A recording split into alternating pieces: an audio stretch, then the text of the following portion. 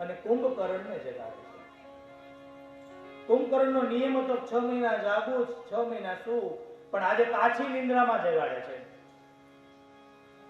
અને કુંભકર્ણ જ્યાં ઉભો થયો, અનેક એના ઉપર હાથીને ચલાવવામાં આવ્યા, અનેક પ્રયોગો કર્યા, ત્યારે કુંભકર્ણ ઉભો થયો છે. કુંભકર્ણને સંતો અહંકાર કહે છે. મોઢું જોઈ અને રાવણને કહે છે, ભાઈ તારા મોઢા પરથી તેજ કેમ ઉડી ગયો? કઈ ચિંતિત છો? રાવણ કહે, ભાઈ હા, મારી સાથે યુદ્ધ ચાલુ છે, મારે તારી જરૂર છે. કુંભકર્ણ પૂછે, કોની સાથે યુદ્ધ છે? તે અયોધ્યાના એ રાજકુમાર છે અને સીતાનું મેં અપહરણ કર્યું છે. ત્યારે કુંભકર્ણ સરસ કહે છે કે હે શઠ, તને માં સીતાજીનું અપહરણ કરતા શરમ ન આવી? એ જગતની માં છે, તે મને વેલા જગાડ્યો તો યુદ્ધ સુધી પહોંચવા મદદ કરે. રાવણને લાગ્યું કે જો આમ નામ કુંભકર્ણ કરશે તો યુદ્ધ નહીં કરે, માટે એને બહુ શરાબ પીવડાવ્યો, માંસ મદિરાપાન કરાયું અને બેફામ કુંભકર્ણ આજે થયો છે. રાવણને કે મને અંતિમ વાર મળી લે, કારણ કે હું લંકામાં પાછો નહીં આવું, કારણ કે રામ સાથે યુદ્ધ કરું એટલે કાળના મુખમાં હાથ નાખો. એ રામ છે. શઠ, તું સમજી ન શક્યો,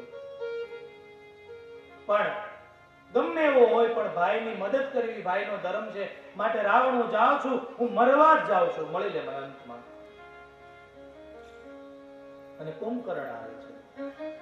ભયંકર રૂપ છે, જાણે પહાડ ન હોય અને ધરતી પર જ્યાં પગ મૂક્યો ધરતી હલવા લાગે. જે વિશાળ શરીર હોય, બહુ મોટું શરીર હોય અને નાની નાની અંગુર એટલે કે દ્રાક્ષ જેમ વ્યક્તિ ખાવા લાગે, એમ કુંભકર્ણ વાનર સેનાને ખાવા લાગ્યો. વાનર સેના પ્રભુ પાસે ગઈ, પ્રભુ બચાવો, આ રાક્ષસ અમને મારી નાખશે. વિભીષણ કહે, પ્રભુ આ મારો ભાઈ કુંભકર્ણ છે, હું જ્યારે આવ્યો ને ત્યારે સૂતો હતો, એ કઈ મને ખોટું ન સમજે, માટે પ્રભુ આપ કહો તો હું થોડી વાર એને મળી આવું. કઈ જાઓ વિભીષણ. વિભીષણ મળવા આવે છે. કુંભકર્ણ મદ મસ્ત છે અને આવીને કહે, ભાઈ હું વિભીષણ. કુંભકર્ણ કહે, વિભીષણ તું હજી જીવે છે?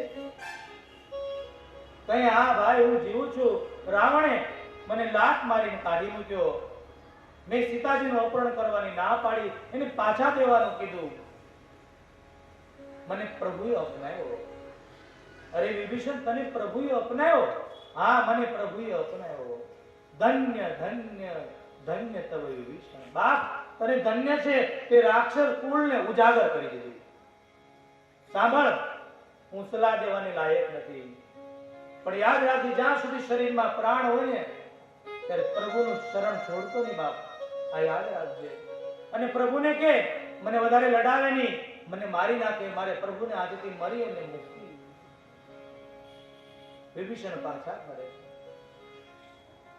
કુંભકર્ણ હાથમાં પર્વત લઈને દોડ્યો અને ભગવાને જોયું અને ખંભામાંથી બાણ કાઢીને એક બાણ માર્યું, એક ખંભો, એક હાથ તોડી નાખ્યો. બીજા હાથથી મારવા દોડ્યો, બીજો હાથ કાપી નાખ્યો. મુક્તિ વાનર સેનાની ગળવા દોડ્યો. ભગવાને મુખની અંદર બાણ ભરી દીધા, જેમ પહાડ પડે એમ ધરતી પર કુંભકર્ણ પડ્યો. કુંભકર્ણનું તેજ ભગવાનમાં